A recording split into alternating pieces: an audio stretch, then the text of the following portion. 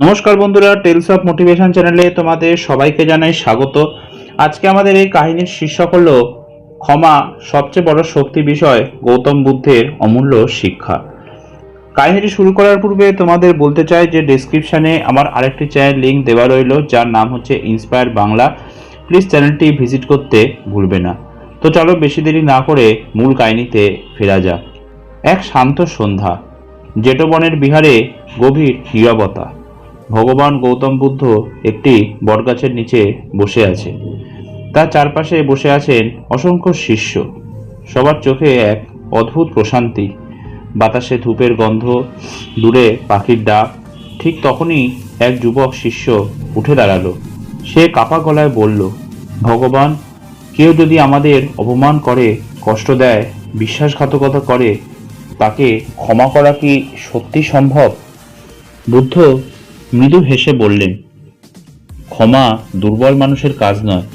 ক্ষমা সেই মানুষই করতে পারে যার ভিতর পাহাড়ের মতো শক্তি রয়েছে। শিষ্যরা আরো মনোযোগ দিয়ে বসে পড়ল, আর তারপর শুরু হলো এক অসাধারণ শিক্ষা। বুদ্ধ বললেন, আজ আমি তোমাদের একটি গল্প শোনাব।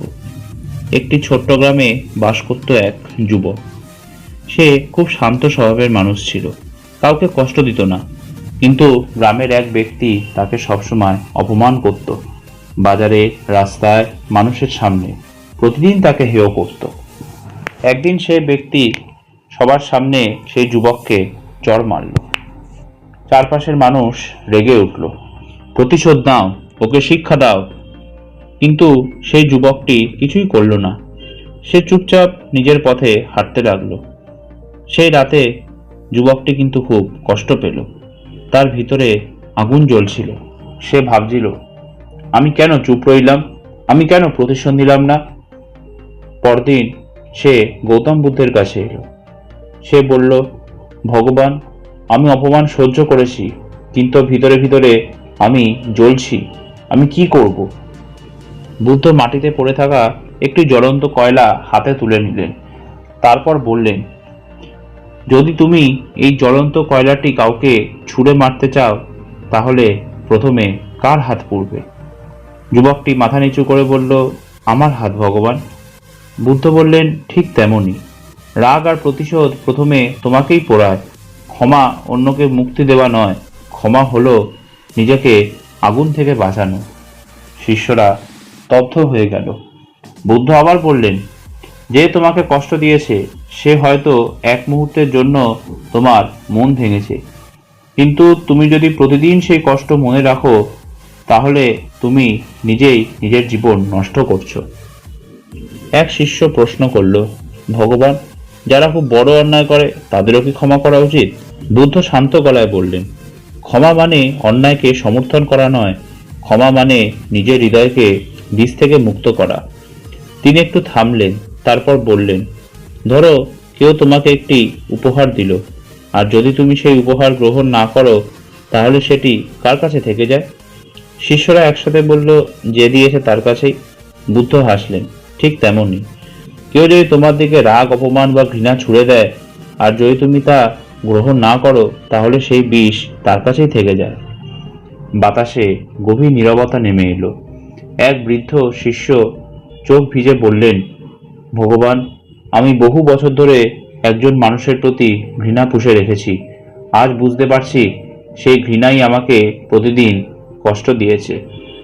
বুদ্ধ তার দিকে তাকিয়ে বললেন, যে ক্ষমা করতে শেখে সে নিজের হৃদয়ের শৃঙ্খল ভেঙে ফেলে। তারপর বুদ্ধ সবাইকে একটি ছোট কাজ করতে বললেন। তিনি প্রত্যেক শিষ্যকে একটি করে পাথর দিলেন।